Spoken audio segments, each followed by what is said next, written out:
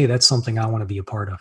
Yeah, and what I'd like to to figure out is take you way back. How did you get this kind of ethical outlook on life and caring about the world? Did you have great parents? Did you have crappy parents, and you wanted to be opposite? What was it?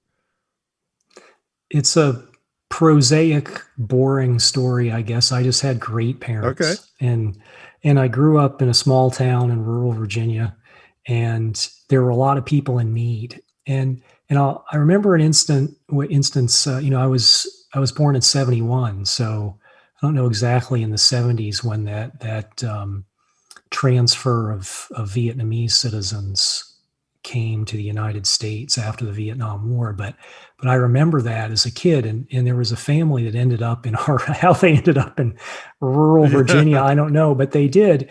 And I grew up in a very strong Catholic family. I'm no longer religious, but at that time the church adopted this family, and my mother would bring meals over, and we'd support them in the ways that we are able to support them given our very modest means in our family. And I think there are examples like that my parents just Hmm. modeled, and they're very powerful. The woman in that family, the matriarch, ended up changing her name to my mother's name, Wow.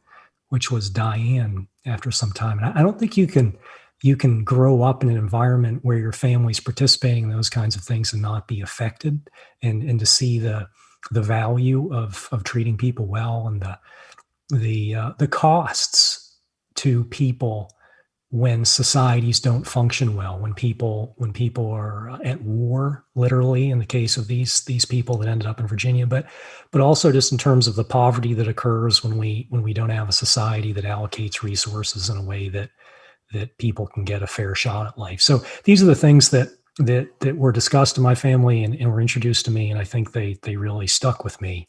I think where I ran from my parents